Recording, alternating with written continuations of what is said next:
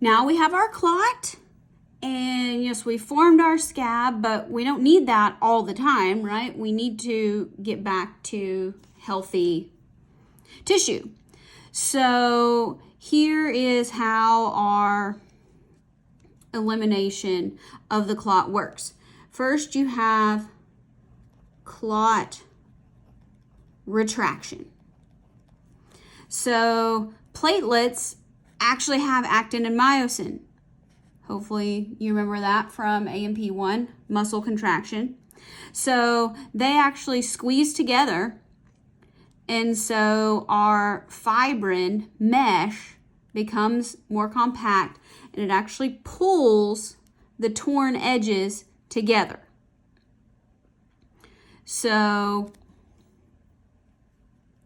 when you have serum, so what the heck is serum? Serum is blood plasma minus clotting factors. All right, so as the clot contracts, pulls things together, serum is squeezed out. So fluid is squeezed out. Now, you generally aren't going to notice that if it's going outside, outside, if exposed to the air, it's going to just evaporate. Inside, it's just going to go back into the bloodstream. Then platelets release a growth factor. These tiny platelets have a lot in them, don't they? And that's going to stimulate the healing. And so this process of clot retraction, this all occurs within the scab. And so I don't have any, but you can probably think of like when you have cut yourself, just what it looks like over the course of time and as it's healing. You can actually see these being pulled back together.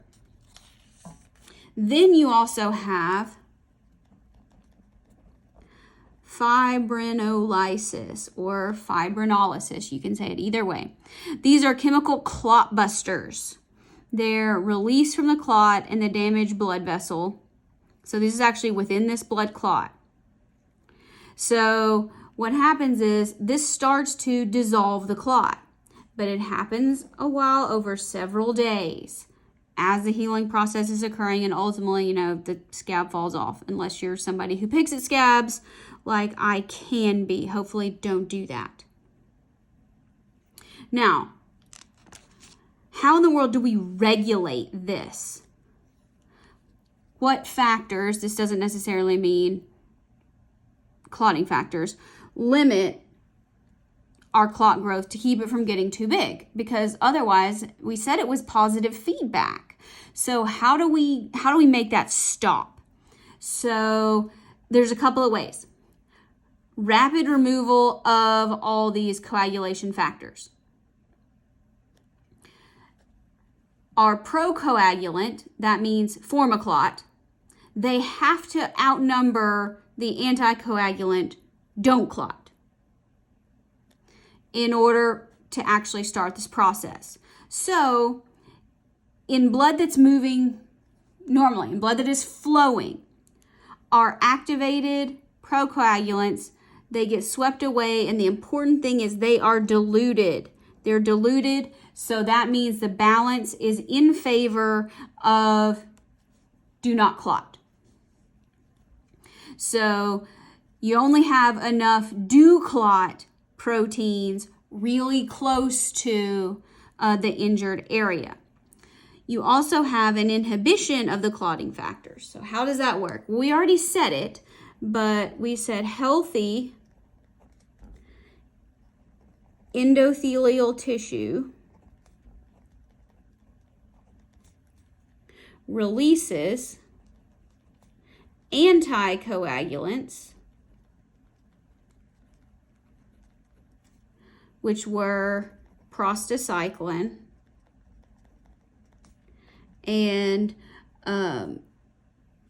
cyclic AMP. So they override this, say don't clot. And then you have heparin, We talked about that with our basophils. This is a naturally occurring anticoagulant in basophils and mast cells. So it's on the surface of these endothelial cells that are healthy saying, move along, I don't need to clot here.